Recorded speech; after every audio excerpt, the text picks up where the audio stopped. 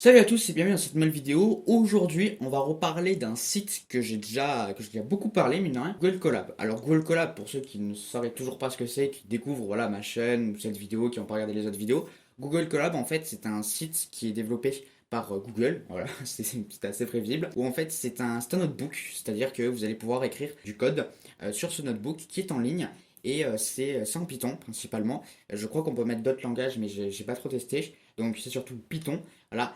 Et du coup, je voulais revenir un petit peu sur ce site et dire pourquoi en fait c'est super génial de coder sur Google Colab. Premièrement, ce qui est bien, c'est la simplicité. C'est-à-dire que vous allez sur googlecolab.com, enfin je sais plus exactement ce que c'est l'URL, mais ce sera dans la description. Vous allez là-dessus, vous faites New Notebook ou vous ouvrez un ancien notebook que vous avez déjà créé et vous vous connectez à votre machine virtuelle et c'est tout. C'est-à-dire que voilà, vous avez juste à aller sur le site et ensuite vous avez directement Python et vous pouvez coder. Ensuite, l'autre truc qui est bien, c'est que vous avez déjà pratiquement tous les modules qu'il vous faut pour faire du Python. Il y en a quelques-uns qui sont pas installés, mais au pire, vous les installez vous-même, il n'y a pas de problème là-dessus. Et du coup, vous avez déjà plein de choses, notamment pour le machine learning, par exemple pour le deep learning, il y a TensorFlow, bon c'est pas évident mais c'est développé par Google, il y a aussi Keras du coup, il y a aussi PyTorch par exemple, il y a aussi des librairies comme NumPy, Scikit-learn aussi, Pandas aussi, il y a aussi Seaborn il me semble, ouais Seaborn il me semble qu'il y est, voilà, donc il y a plein de trucs. Vous pouvez du coup avoir aussi vos fichiers qui sont sur votre ordinateur comme des datasets et pouvoir les importer, il n'y a aucun souci là-dessus. Ensuite, le truc qui est bien avec Google Colab, c'est que vous avez une machine virtuelle, donc c'est-à-dire que quand vous allez exécuter du code, vous n'allez pas du tout utiliser les ressources de votre ordinateur,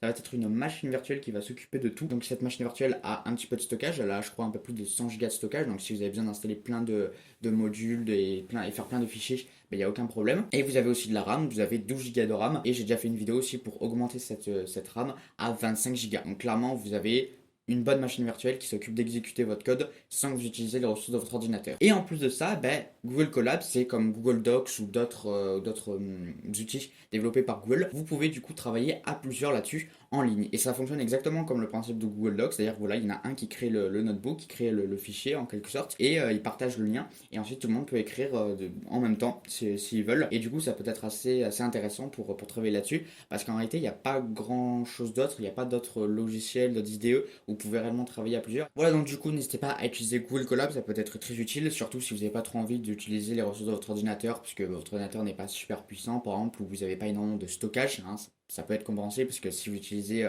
plein de librairies, tout ça, ça peut vite prendre de la place. Après, c'est peut-être un peu compliqué d'installer Python, tout ça, puis ensuite faire des pip install pour un peu plein de librairies. Donc voilà, ça peut être vraiment très utile à utiliser, surtout si en plus vous avez besoin de faire des projets assez gros et vous avez en plus besoin des fois de les partager à des gens, ces projets. Là, au moins, ce sera beaucoup plus rapide et beaucoup plus pratique. Voilà, donc du coup, j'espère que cette vidéo vous a plu. Je parle assez souvent d'intelligence artificielle, donc n'hésitez pas à vous abonner. N'hésitez pas aussi à aller voir les playlists qui sont en lien avec l'intelligence artificielle. Et moi, sur ce, je vous dis portez-vous bien et à une prochaine. Salut!